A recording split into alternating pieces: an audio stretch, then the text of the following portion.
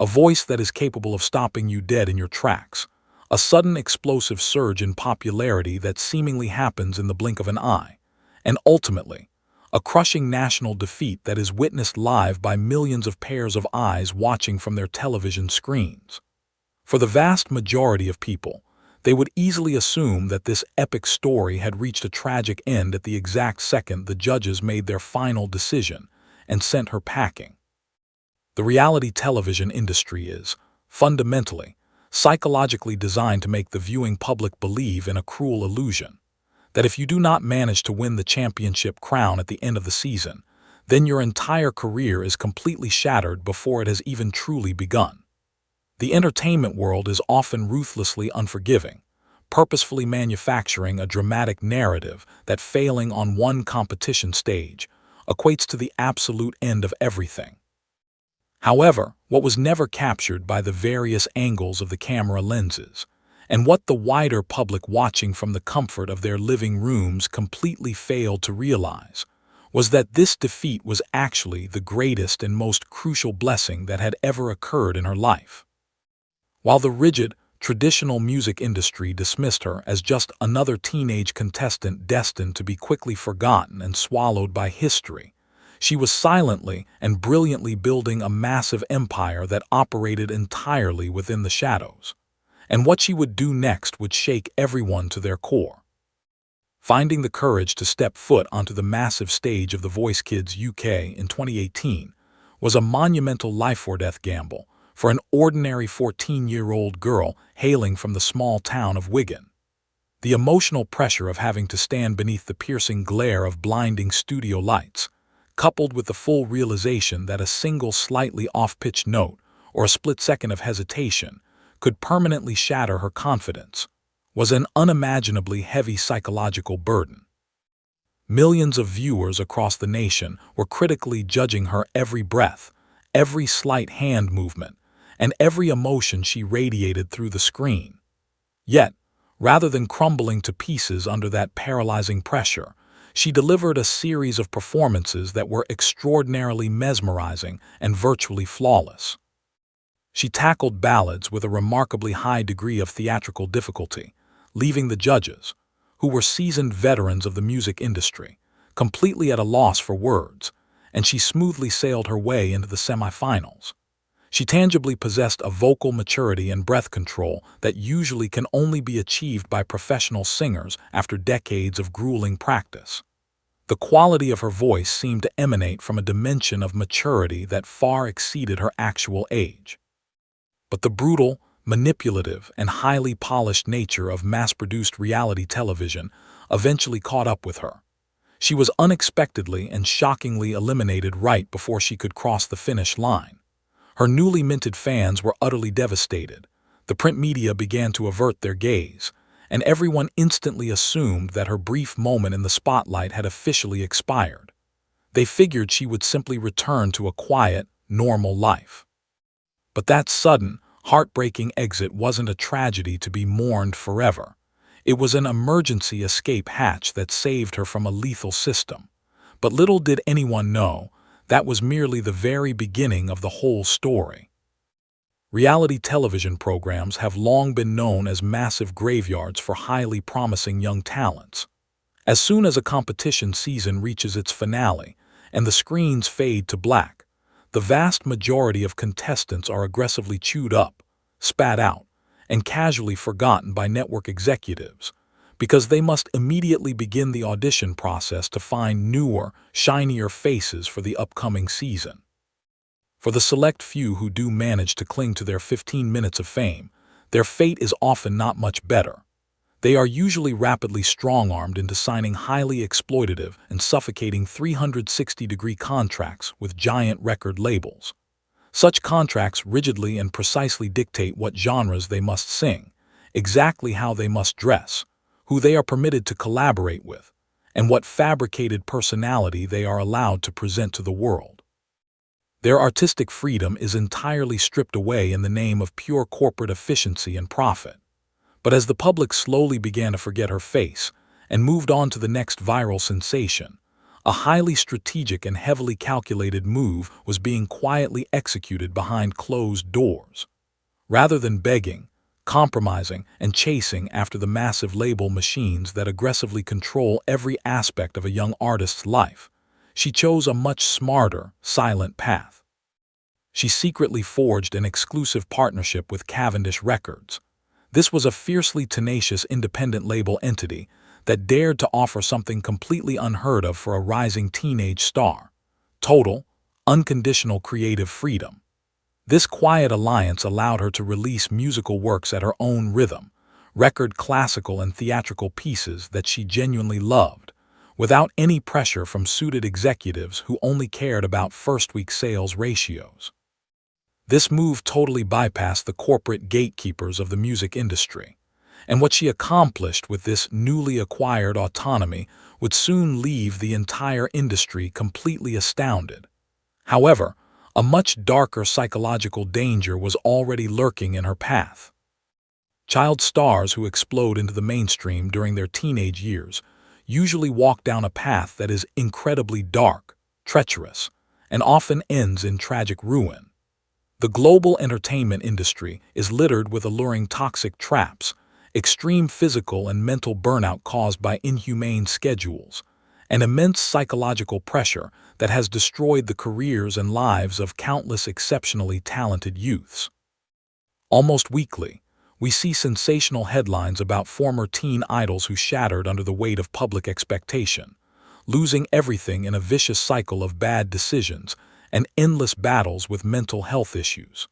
She had to navigate the highly confusing new reality of overnight internet fame while, at the exact same time, she was still required to wake up early to attend regular high school classes, complete her homework, and live like a normal teenager in her. Managing this starkly contrasting double life required an incredibly rare level of discipline and maturity. By keeping her social circle extremely tight and soundproof, consisting only of immediate family members and a few advisors whose integrity could be implicitly trusted, she consciously and actively refused to participate in the chaotic and superficial Hollywood game. She stayed far away from wild industry parties, strictly rejected various cheap publicity stunts, and completely ignored the manufactured internet drama that young influencers typically rely on to farm clicks, likes, and maintain their relevance. She had one incredibly clear and pure objective. She wanted to be respected and known solely for the integrity of her artistry, not for the sensationalism of her private life. But as her audio videos featuring covers of exceptionally difficult songs began to amass tens of millions of views on YouTube, a dark, cynical, and deeply unsettling new problem began to crawl its way to the surface in the comment sections. And the conspiracy that unfolded next would shock everyone. The virtual world and the internet can be an unbelievably brutal, suspicious, cynical, and entirely unforgiving place. And in this modern era, when you present something that sounds genuinely flawless and utterly perfect, the immediate instinct of many people is to actively search for the hidden strings that they accuse of manipulating it. A highly bizarre, persistent, and aggressive conspiracy theory suddenly erupted online, spreading like an uncontrollable wildfire across various social media platforms. Skeptics, internet trolls, and amateur music critics stubbornly refused to believe that an ordinary teenager could possess such raw, majestic, richly resonant, and naturally theatrical vocal power without the aid of machinery. Wild accusations rapidly popped up and dominated discussion forums, fan groups, and comment threads, claiming with absolute blind certainty that her videos were entirely engineered inside a high-end recording studio. These armchair critics loudly insisted she must be hiding behind heavy pitch correction software, the extreme use of Autotune, and sophisticated digital signal manipulation to fake her incredible vocal range and vibrato control. They viciously alleged that her angelic voice was nothing more than a cleverly produced computer illusion. This digital noise grew incredibly loud, exceptionally toxic, and seemingly coordinated.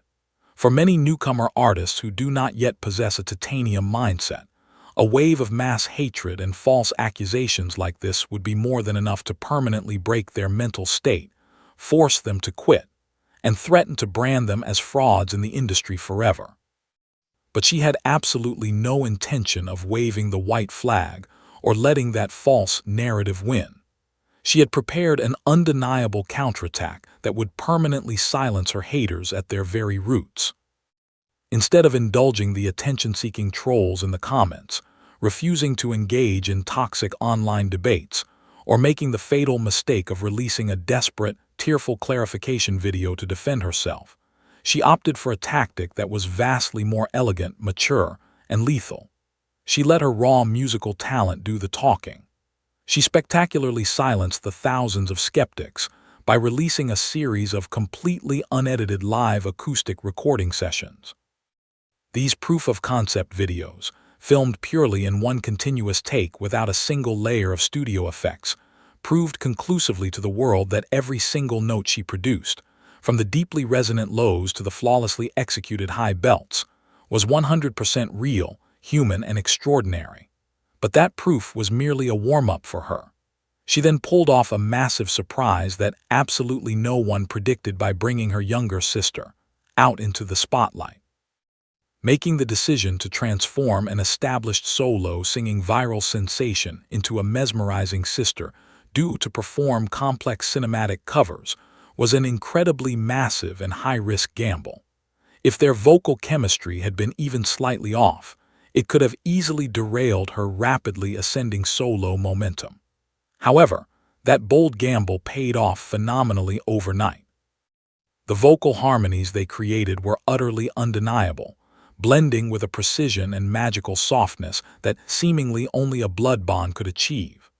The formerly loud critics were permanently silenced, left completely speechless and unable to fish for any more technical excuses. The growth of her channel skyrocketed at an unprecedented pace, breaking through the millions with new viewers tuning in from every corner of the earth.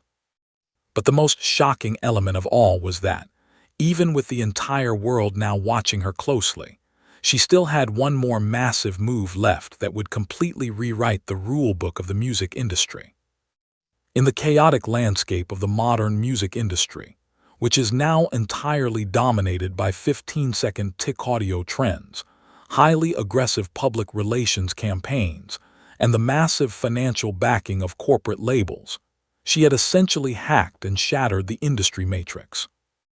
While mainstream pop artists typically require years filled with drama and strategic delays to release just one single musical project, she quietly and efficiently launched an unbelievable 5 fully produced studio albums: Premiere, Encore, Timeless, Destiny, and Beyond, within a remarkably short span of just a few years. This astonishing level of productivity and relentless work ethic is truly unheard of for an artist operating on an independent track. Even more remarkably, she successfully bypassed the mainstream radio gatekeeper system entirely. She consciously ignored the conventional press interview circuits, never forced herself onto late-night television talk shows, and avoided all the exhausting conventional marketing tactics.